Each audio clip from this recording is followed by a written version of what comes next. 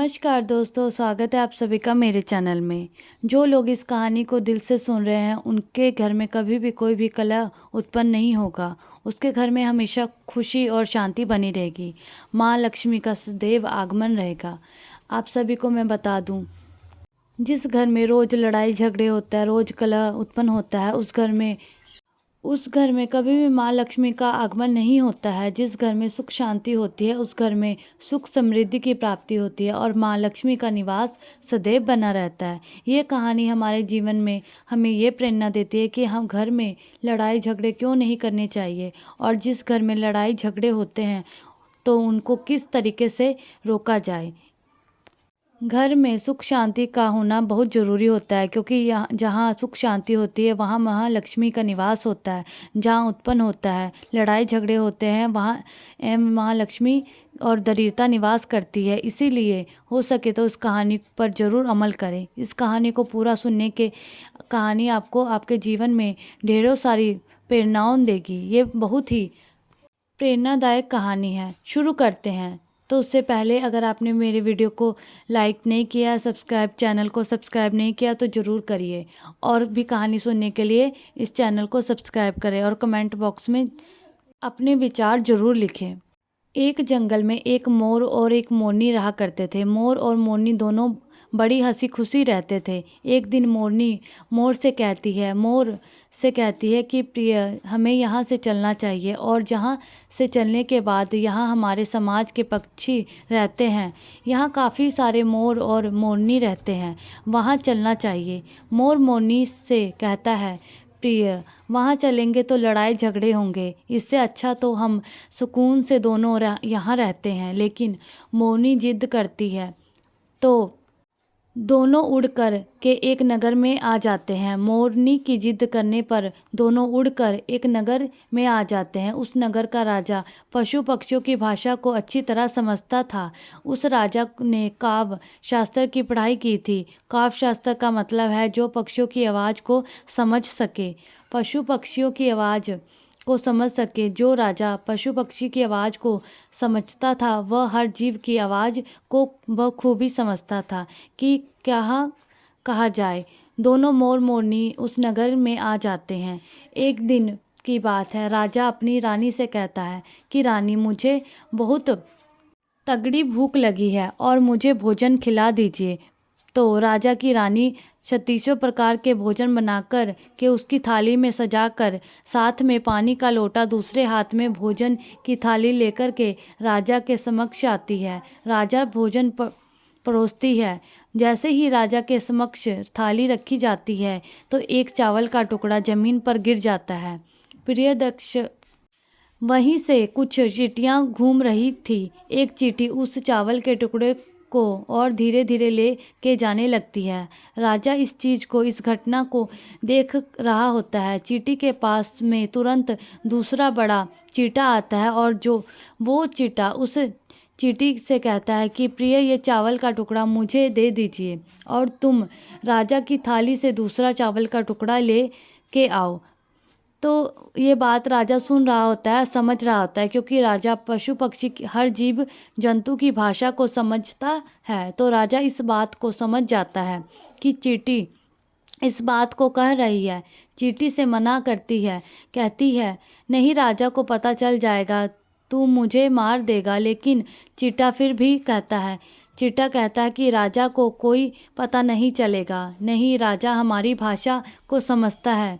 चींटी फिर जाने की कोशिश करती है, लेकिन आधे रास्ते में वापस लौट जाती है और जाके चींटे से कहती है कि नहीं, मैं नहीं जाऊंगी। हो सकता है राजा को पता चल जाए और राजा मेरी मृत्यु भी कर सकता है। चींटा चींटी से कहता है। चींटी को इस बात का भान हो जाता है कि राजा हमारी बात को सुन रहा है और समझता है। चींटे को इस बात का भान हो जाता है। चींटा चींटी से कहता है कि राजा हमारी बात को सुन रहा है और समझता भी है। राजा ने हमारी बातों को सुन लिया। चींटी चींटे से कहती है, यदि आपने हमारी बात को सुन लिया है और राजा यदि हमारे बात को किसी अन्य व्यक्ति से कहेगा तो राजा उस वक्त पत्थर का बन जाएगा। राजा चीटा और चींटी की इस बात को बखूबी सुन लेता है और समझ भी लेता है। राजा इस बात को सुनकर हंसने लगता है। राजा को हंसी आ जाती है। जैसे ही राजा को हंसी आती है, उधर राजा की रानी रसोई से बाहर कदम रखती है। जैसे ही रसोई से बाहर निकलती है तो राजा हंसता हुआ दिखाई देता है। रानी राजा को हंसता देखकर सोचने लगती है कि शायद मुझसे कोई गलती हुई है, इसलिए राजा हंस रहे हैं। रानी राजा के पास आती है तो राजा से कहती है, महाराज, क्या मुझसे कोई अपराध हुआ है? क्या मुझसे कोई गलती हुई है जो आप इतने तगड़े हंस रहे हो? राजा कहता है, नहीं, ऐसी कोई बात नहीं है, बस ये यूं ही हंस रहा हूँ। रानी जिद करती है और कहती है, नहीं, मुझे आपको बताना ही पड़ेगा कि आप किस बात पे हंस रहे हैं। राजा बार बार मना करता है क्योंकि राजा को पता था, राजा को ये मालूम था कि चींटी ने कहा है कि यदि मैं चींटी वाली बात किसी को बताऊंगा तो मैं पत्थर का बन जाऊंगा, इसलिए राजा रानी से ये बात नहीं बताता है। लेकिन रानी बार बार जिद करती है और कहती है, आपको मुझे बताना ही पड़ेगा यदि आप मुझे सच्चा प्रेम करते हैं। अपनी रानी मुझे समझते हैं तो आप बता दीजिए पड़ेगा। अब राजा बड़ा धर्म संकट में पड़ जाता है। राजा बार बार मना करता है।